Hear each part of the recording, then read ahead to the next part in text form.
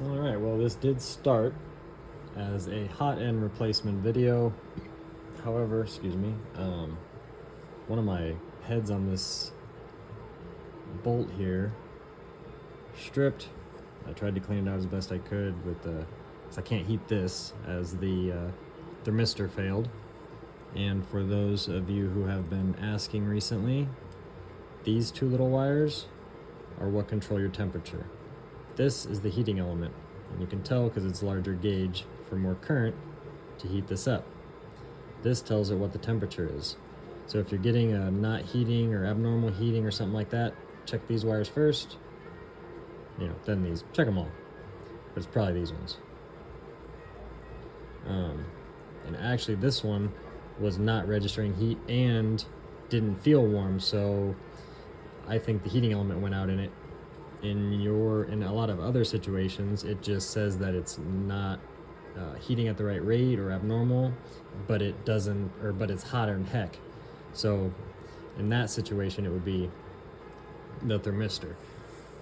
Now, seeing as how this is a wash for any useful content here, I figured I would open it up for modifications. What should I do to the Ender 3 Pro S1 now that I'm at this situation? So a modification to the extruder would obviously be easy. I am using, as I always do, Creality replacement hot end. I recommend this as it is a direct replacement. It's 23 bucks on Amazon. I can get you a part number if you need it, but if you Google Ender 3 Pro Sprite hot end, you get this. So what do you guys think? I got the linear rails on, dual linear rails on the bottom. I want to do the linear rail here. That just hasn't happened yet, so maybe that's the one I need to do next. That, and while I have you here, I need to do some lighting in here. It sucks. And I did have one member who showed me his setup, and it is pretty sweet. I like what he's got going on there. Sorry, you guys can't see it anymore.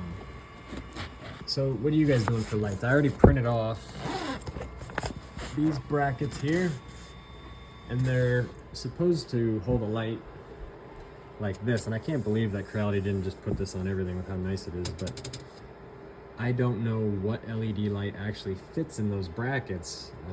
I got it off printables, and the way that it looked was like this. He didn't have a part number for a direct fit on that, so if anybody has some information on how I could spruce up the enclosure for the Creality High, I would be grateful.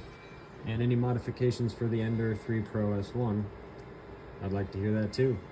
Let me know what you got. Thanks for watching, and I will get back when I complete this and reassemble this. This really wasn't that bad. If you're watching this to actually get some information, there's 4 bolts here. There's 5 bolts there on the extruder, but you only take out 4. So that's all that is. Then you take off the ribbon, and this thing just pulls right off. And I did drop a screw. I'm sure you guys heard that. Oh, there we go. Dropped it again. And these are the bolts that hold the extruder on. 4 in these holes. You don't have to take off the bolt that goes in here. So just pop these off, take your ribbon off, comes right off in your hand, and much easier to work on. Just do it. If you're hem-hawing around and you got this thing up here like this and you're kneeled over, just take it off. Super easy.